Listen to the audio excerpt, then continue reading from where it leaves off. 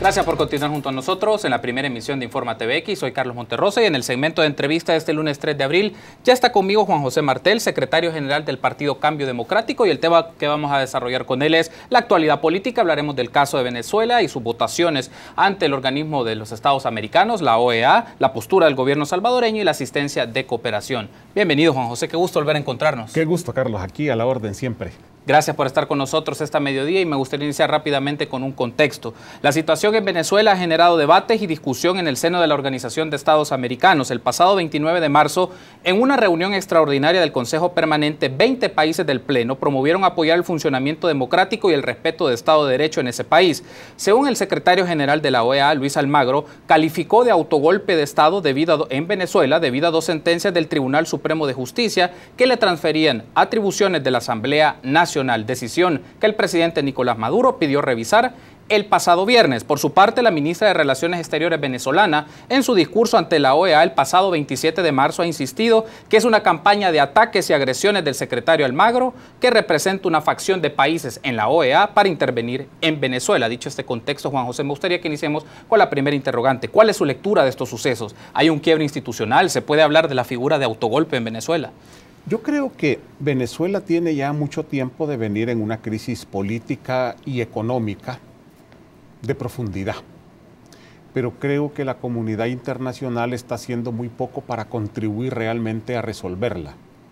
Creo más bien que lo que ha hecho la comunidad internacional y especialmente los gobiernos es alinearse con una u otra facción en conflicto dentro de Venezuela.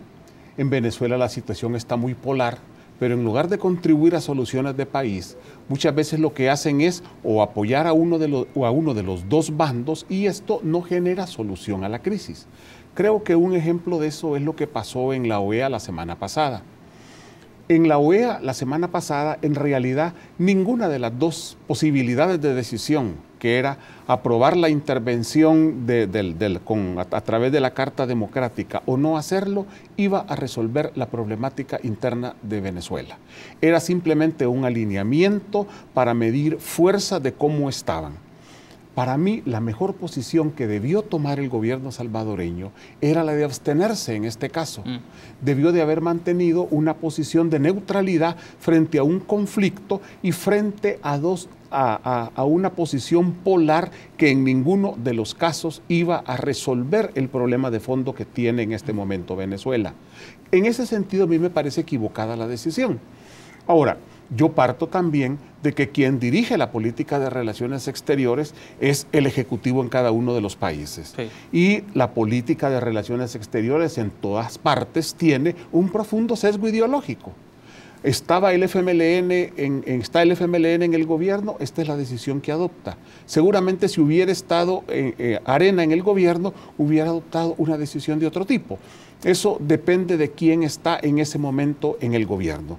Yo creo que en ese sentido es una decisión, aunque a mi juicio no era la mejor. A mi juicio debimos de habernos abstenido frente a ese conflicto, ya que ninguno de los dos votos iba a contribuir en nada a resolver la problemática venezolana, pero también respeto la decisión que el gobierno tomó. Era su derecho a hacerlo y entendemos las razones ideológicas. Arena hubiera hecho lo contrario y muchos hubieran salido a decir que eso era lo bueno, y los que ahora dicen que lo bueno era lo contrario hubieran dicho que era lo malo. Es decir, esta es la dinámica cuando hay esquemas demasiado polarizados. Y justamente con esta mención que usted hace, Juan José, solo quiero hacer referencia a que en un comunicado del 28 de marzo de la Cancillería salvadoreña se destaca que el gobierno respalda la postura de diálogo nacional en Venezuela generado por facilitadores internacionales y el Vaticano. A su criterio, ya nos ha hecho una mención de la postura que califica a su criterio que se pudo haber abstenido el gobierno salvadoreño o la representación del gobierno salvadoreño ante, en este caso es el Estado, pero lo hace el gobierno a través del Ministerio de Relaciones Exteriores ante el organismo de Estados Americanos. Y quiero hacer una mención muy textual de este comunicado. Lo digo así. Asimismo, y en total apego a los artículos 1 y 19 de la Carta Constitutiva de la Organización de Estados Americanos, nuestro país reafirma que todo acompañamiento que se le pueda brindar a Venezuela Venezuela debe ser sobre la base del respeto a su soberanía y a la no intromisión en sus asuntos internos. Ni la OEA ni sus Estados miembros, señalan ambos artículos, tienen facultades o derechos para intervenir en los asuntos internos o externos de otro Estado. ¿Qué opinas sobre eso? Siempre es uno de los principios como clásicos en el estudio de relaciones internacionales, la no injerencia o la no intervención en asuntos internos de los Estados. ¿Hace bien la diplomacia salvadoreña con este tipo de posicionamientos o considera que puede haber sido una postura distinta ante esto? Mire, los organismos internacionales todos mantienen una posición de respeto a las soberanías nacionales y todas mantienen una política de no intervención. Pero también hay casos excepcionales. Y en el caso de la OEA existe la Carta Democrática que de alguna manera ha sido firmada por todos los países y que se invocó en el caso de Honduras. Sí. Entonces, en el caso de Honduras había una situación extrema, hubo que hacerlo. No se hizo en Paraguay, a pesar de que hubo en la práctica un autogolpe de Estado. No se hizo en Brasil, a pesar de que la forma en que destituyeron a Dilma fue realmente poco clara. Y al final los mismos que la destituyeron, el que promovió su destitución, resulta que ya está preso, acusado de actos de igual o peor gravedad de los que le señalaron a la presidenta en su momento. Yo creo que en casos extremos, sí, la intervención en el marco de los parámetros que han definido los mismos organismos internacionales y que ellos han aprobado, tiene sentido. Pero en el caso de Venezuela, yo creo que hay que abrir espacios al diálogo, hay que abrir espacios al entendimiento.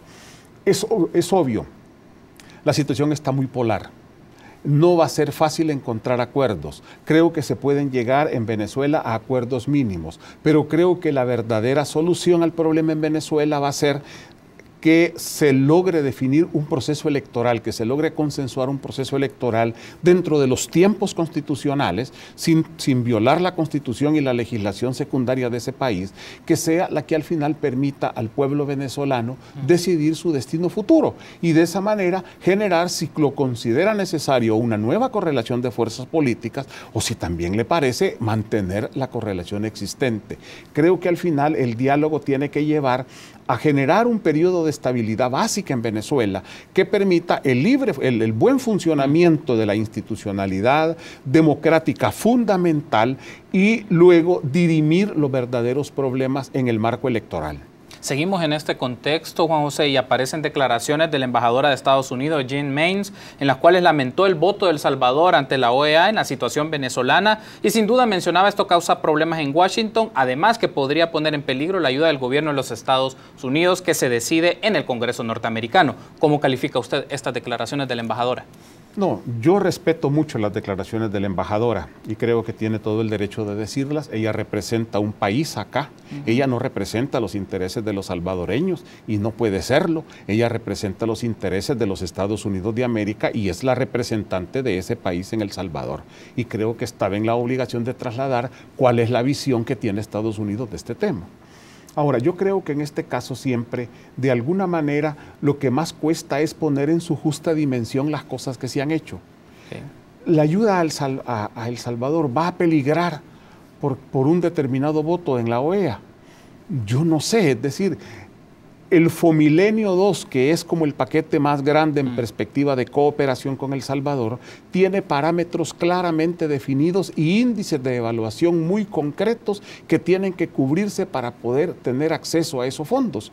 El Congreso de los Estados Unidos definió una serie de parámetros en el marco de desarrollo del funcionamiento institucional, de superación de muchos índices sociales, de combate a la corrupción, de más transparencia, etcétera, etcétera, que son a partir de los cuales se mide en concreto el papel de El Salvador y sobre esa base es que se va a definir si le dan o no le dan esa cooperación.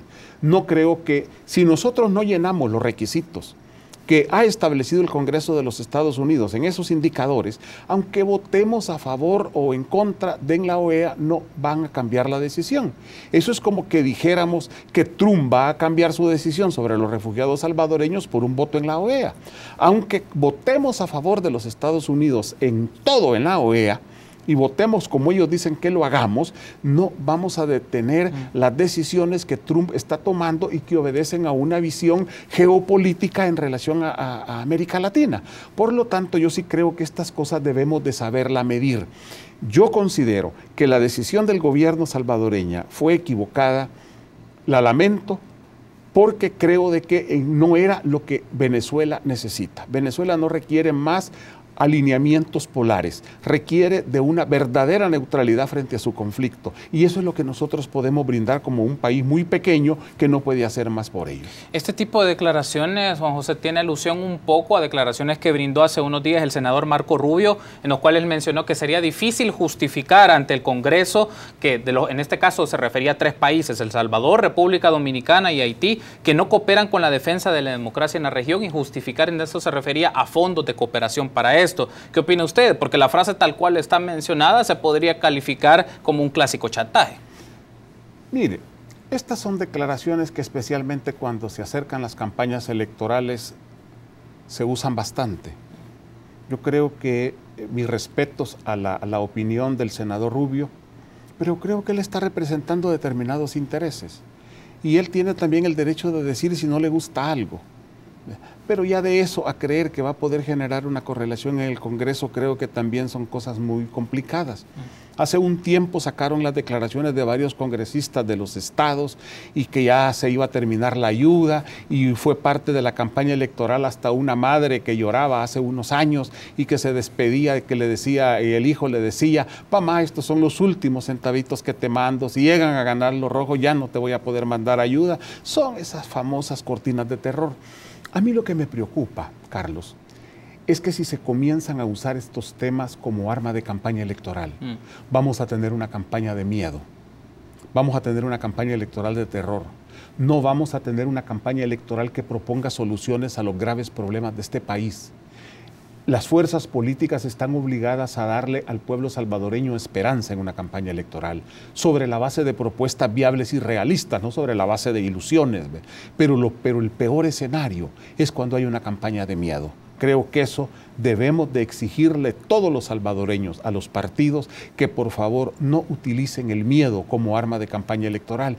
Y siempre habrán funcionarios o que se prestan a este tipo de cosas fuera del país, o que a lo mejor dan declaraciones y las descontextualizan y las ponen en función de eso, pero no debemos de permitir que eso nos suceda aquí a nosotros. Eso es interesante, esta mención, Juan José, por el hecho de que los medios de comunicación, diversos medios de comunicación, van construyendo opinión pública sobre estos puntos, y mencionaba el caso de las declaraciones de la embajadora de los Estados Unidos en el país, porque claro, se toma como referencia y esto permite dar titulares a medios electrónicos para poner cualquier cosa, y justamente ir construyendo esta idea de una campaña de terror. Luego se suman estas declaraciones, o más bien el punto de partida son declaraciones del senador Rubio, y esto está en un contexto de procesos de campaña electoral en el país. Vamos a hablar en el segundo bloque de las internas, pero tener su apreciación sobre esto, también el tema de los medios de comunicación en el tratamiento de este tipo de temas y el posicionamiento que quieren que tengan las personas sobre esto. Cómo hacer una lectura como más crítica de estos fenómenos sin dejarse ir con el primer titular, con la primera declaración, que también es considerada los embajadores de Estados Unidos. La historia misma del país lo dice, han tenido injerencia en diferentes momentos de la vida política y económica de El Salvador, Juan José. No, yo creo que los medios de comunicación tienen una enorme responsabilidad en la formación de la opinión pública de todos los ciudadanos. La gran ventaja que tenemos en el país es que ahora ya se terminaron los oligopolios sobre los medios de comunicación, y ahora tenemos más diversidad, más canales de televisión, tenemos más radios, tenemos más opciones incluso de pensamiento dentro de los medios. Y por otra parte existe el fenómeno nuevo de las redes sociales, que se convierten también en un mecanismo alternativo de comunicación. Yo creo que ahora los medios de comunicación están más obligados a generar credibilidad con la ciudadanía, porque si no simplemente la gente deja de verlos. Y no basta con que un medio tenga 1 millón de seguidores, eso se puede ver fácilmente, pero también hay herramientas que permiten ver que a pesar de que tiene 1 millón de seguidores, solo 20 personas ven la noticia, solo 20, 50 personas abren su página en un día y solo tienen 3 likes o 3 retweets. En ese sentido, creo que los medios tienen que ser muy cuidadosos también en no perder la credibilidad. Creo que ese es el reto fundamental. Uno entiende que la libertad de prensa es la libertad de los dueños de los medios de comunicación para decir lo que piensan. Algunas veces se abren un poquito, pero también existe la libertad de expresión por el lado de la ciudadanía, y eso se desarrolla mucho desde las redes sociales. Creo que en ese sentido hay una competencia positiva entre medios, hay una competencia positiva entre medios y redes sociales que debe de hacer reflexionar a unos y a otros en materia de responsabilidad responsabilidad a la hora de informar y de alguna manera de formar opinión ciudadana. Tenemos que hacer una pausa, Juan José, pero me gustaría que en el siguiente bloque hablemos de las elecciones internas en los partidos políticos y tener su posicionamiento, claro, en el caso también de Cambio Democrático y el rol de la Junta de Vigilancia Electoral en el proceso electoral que se viene en nuestro país. Permítanos una pausa, volvemos en minutos.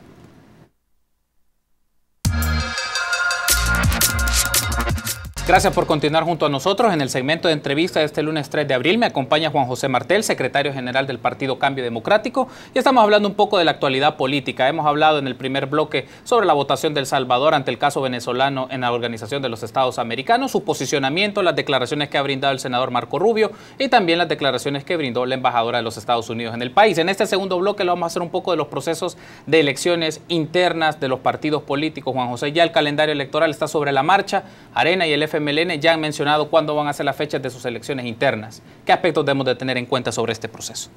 Bueno, lo primero que debe de entender la ciudadanía es que las reglas han cambiado.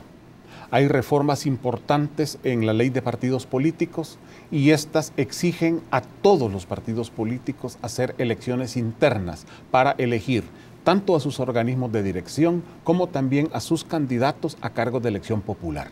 Esto es nuevo. En el pasado los partidos políticos, algunos tenían mecanismos más democráticos, otros menos democráticos, pero se podía imponer con mucha facilidad el dedazo de los grupos que controlaban el partido. Creo que ahora el hecho de abrir a internas, que no es... La diferencia quizás entre primarias e internas es que las primarias son más supervisadas por el Tribunal Supremo Electoral y son con un régimen de mayor control, caso de Honduras. En el caso nuestro son elecciones primarias en que hay un rol muy genérico y muy de supervisión, algunas veces a posteriori del tribunal, pero no tiene gran peso y la gran mayoría de la responsabilidad recae en los organismos electorales internos de cada partido. Pero todos los partidos van a ir a internas. ¿Qué significa esto? Esto significa que ya se acabaron los dedazos. Por otro lado, hay nuevos plazos, hay nuevas fechas. Por ejemplo, este día es el último día para que los partidos políticos anuncien públicamente o hagan su llamado, su convocatoria a las elecciones primarias. Aprovecho para decir, Cambio Democrático ha puesto ya en su página web, ¿verdad? Su convocatoria y la hago a través de BTX de una vez. Amigos, estamos convocando a toda la fuerza, a toda nuestra militancia, a todas nuestras bases, a todos los que aspiren a ser candidatos a participar en las elecciones primarias. Los datos están en nuestra página web. En ese sentido, esto lo están haciendo todos los partidos políticos. Sí. Además de eso, esto es positivo. La gente va a ir a votar. Esto significa que los futuros diputados, los futuros candidatos a diputados y los futuros candidatos a alcaldes, regidores y consejos municipales van a ser electos por los miembros de los partidos, por su base, en una votación secreta, libre, directa y igualitaria. Vea, todos los votos valen lo mismo. ¿Va a haber siempre manipulación? Sí, siempre va a haber alguna manipulación, pero es más complicado hacerla y creo que se van a expresar más distintas opiniones dentro de los partidos. Esto a lo mejor va a generar crisis en algunos casos, pero a la larga creo que va a ser beneficioso para la democracia. A principios de agosto, por cierto, va a caer en medio de la vacación de agosto ese plazo, se va a cerrar el plazo para que los partidos políticos hayan electo a través de elecciones primarias a todos sus candidatos. De manera que entonces más adelante se preparen las cosas para poder inscribirlos. ¿Qué significa esto en general? Significa que hoy vamos a tener un calendario electoral y una dinámica electoral también que puede calentar el ambiente de manera prematura.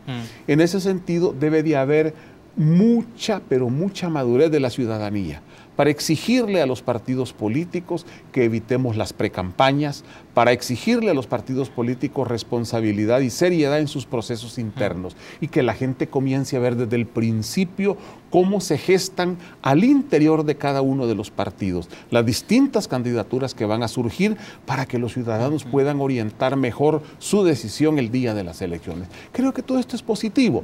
Veámoslo como bueno, no es perfecto, todavía falta mucho, pero no podemos negar que se han dado pasos importantes en ese sentido. A partidos políticos, Juan José, no les gustan mucho estos procesos de elecciones internas por el tema de que pueden mostrar cierta fractura, ciertas facciones o grupos en los partidos políticos en los cuales aspiran por estar en puestos de poder, en este caso puestos de elección popular, diputaciones, consejos municipales, que son aspectos fundamentales para la toma de decisiones en este país.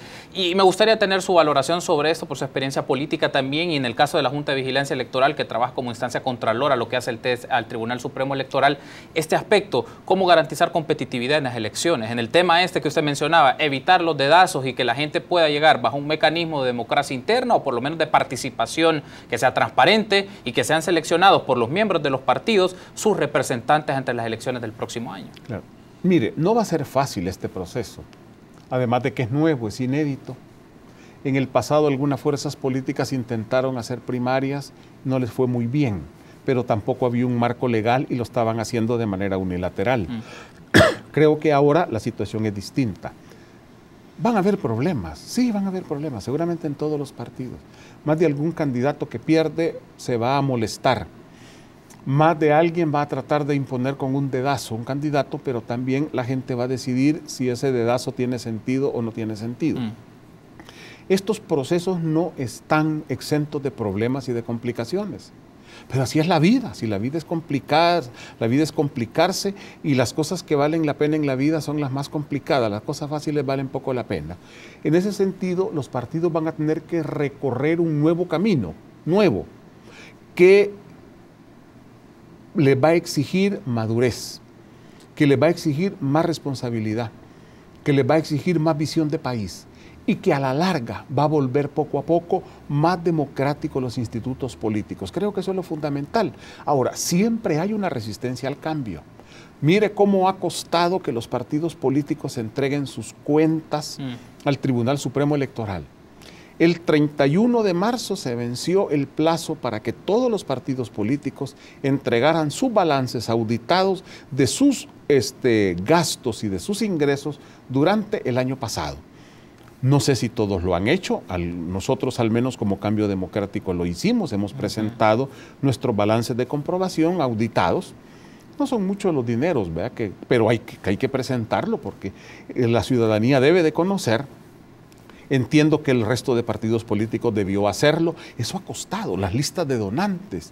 Hay partidos que se resisten con mucha fuerza a dar los listados de los donantes que tienen. Y yo me pregunto, ¿y de dónde sale tanto dinero en una campaña electoral? Si una campaña electoral a los partidos grandes les cuesta 40 millones de dólares, 50 millones de dólares. ¿Eh? ¿Y de dónde sale todo ese dinero? En un país tan pobre como el nuestro, que con 30 millones de dólares se hace un hospital y con los otros 30 millones que gasta el otro partido, ese hospital puede estar funcional durante al menos 2 o 3 años. Entonces, ¿cómo es posible que esas enormes cantidades de dinero se gasten? Estas cosas van a permitir, porque esa es la principal desigualdad que tenemos en este momento, amigos. Todos los partidos pueden ser iguales ante la ley, pero son desiguales en la obtención de sus recursos financieros. Sí. Por lo tanto, algunos pueden hacer mucha campaña electoral y otros apenitas pueden hacer campaña electoral. Y aquí, como decía mi abuelita, el que traga más pinol es el que tiene la boca más grande. Y en ese sentido se nos convierte eso en una desventaja que vuelve hasta antidemocráticos los procesos electorales, porque la gente al final termina votando por el que hace más publicidad y no por el que presenta las mejores propuestas. Uno basta con que vea cuánto han gastado los partidos y cuántos son los votos que tienen y va a encontrar una relación directa entre voto y gasto. Por eso es que hay precampaña. Porque da resultado. El día en que la precampaña no dé resultado, la van a dejar de hacer los partidos políticos. El día en que deje de dar resultado el presentar adolescentes en minifaldas en lugar de presentar propuestas, ese día van a desaparecer también las adolescentes en minifaldas de las campañas y van a aparecer más los candidatos discutiendo propuestas concretas y viables. Pero eso depende de la ciudadanía. Hay un aspecto también en esto relevante, Juan José, es el rol del Tribunal Supremo Electoral para garantizar no solo el tema de las elecciones internas en los partidos políticos, fundamentalmente la implementación del Plan General de Elecciones. Y esto es algo importante porque en 2015, como sabemos, la situación fue muy compleja, sobre todo en la elección de las diputaciones hacia la Asamblea Legislativa. Tiene un reto bastante fuerte el Tribunal Supremo Electoral, todavía está pendiente el tema de su presupuesto y el tiempo va corriendo. Entonces ahí hay un aspecto, como el Tribunal Supremo Electoral tiene las condiciones para implementar el Plan General de Elecciones. Los partidos tendrán su responsabilidad con elecciones internas o nombramientos de las personas a los organismos electorales temporales, pero ¿cómo ve usted en este momento el rol del Tribunal Supremo Electoral para darnos unas elecciones con garantías? Mire, una elección es la operación logística más grande que tiene un país en tiempos de paz y es complicado para cualquier Tribunal Supremo Electoral. Aquí se complica más, en primer lugar, por la forma de votar, que tenemos una forma de votar muy compleja. Y eso obliga al uso de tecnología si queremos tener resultados fiables la noche de la votación. Por otro lado, tenemos presencia de maras en el territorio. Muchos de los centros de votación están en zonas bajo control de las maras. Eso es otra... valga la repetición. Sí, Okay. Creo que el aire... No hay ningún problema, pero quiero aprovechar para hacerles una invitación mientras Juan José toma un poco de agua, a que visiten nuestras redes sociales, @ExpresaTVX en Twitter, ExpresaTVX en Facebook, que ponemos a su disposición. Si les parece, podemos hacer una pausa para que usted pueda refrescarse un momento. Si les parece, vamos a hacer una pequeña pausa, entonces continuamos en el espacio de entrevista de Informa TVX.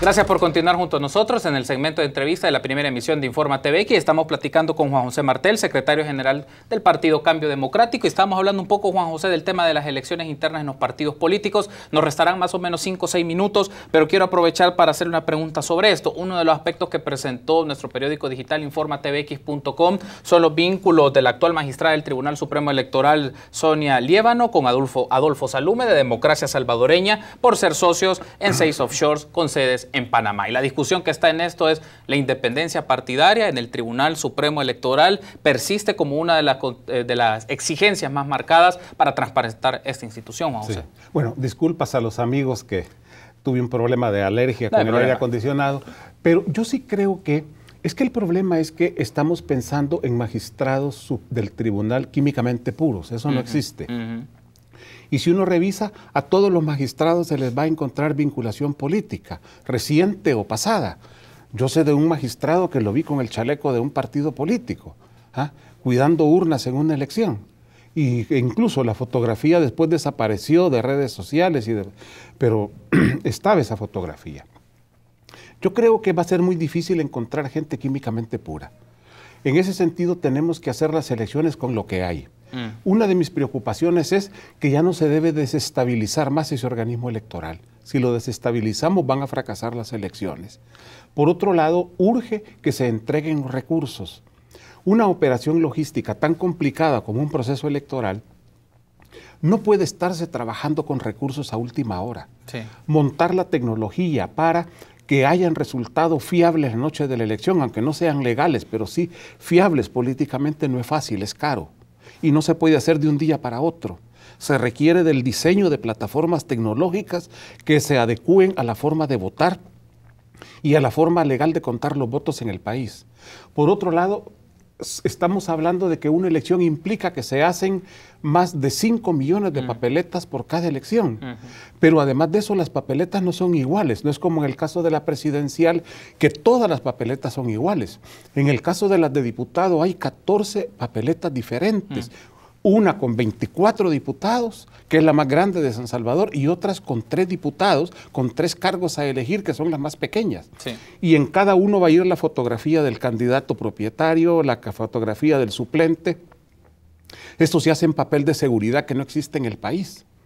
Igual las elecciones de alcalde, son 262 elecciones municipales.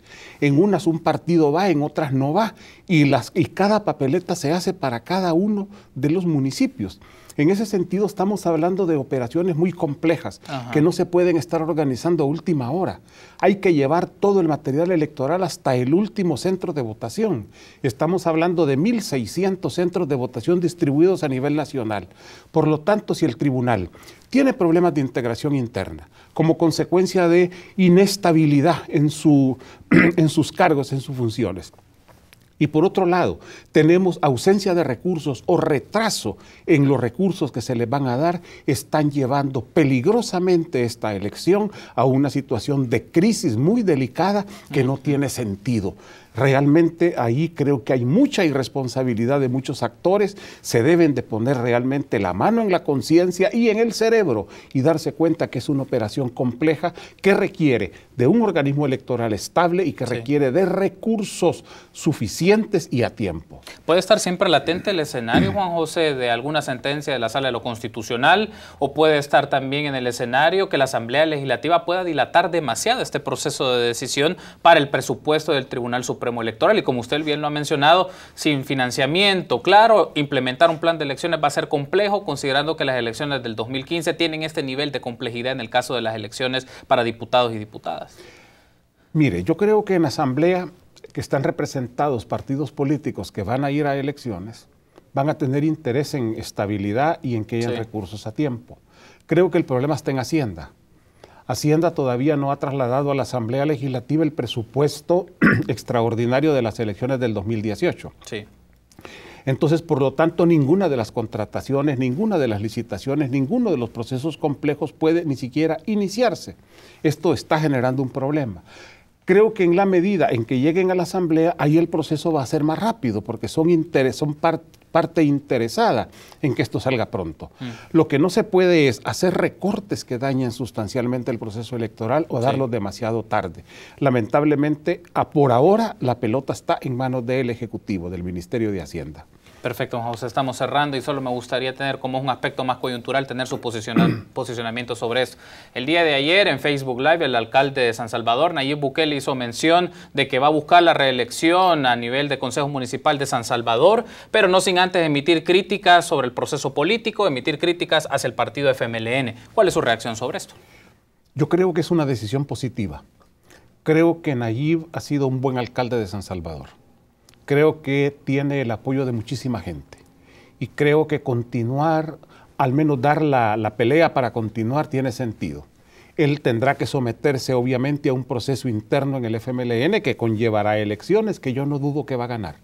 Yo le deseo mucho éxito a Nayib, creo que ha hecho un buen papel y ojalá que la ciudadanía sepa reconocerlo en cada uno de los momentos, que era una de las cosas que él pedía. Ahora, él es un hombre crítico, eso es positivo, creo que los partidos políticos todos debemos de saber aceptar las críticas de nuestra gente y las críticas incluso de fuera. En el caso de Nayib, yo cuando he leído sus críticas son todas críticas constructivas, él quiere que el partido mejore. Y esas son críticas positivas, son buenas. Ojalá que la dirección también tenga madurez para entender que los señalamientos de su membresía son necesarios para que los partidos avancen.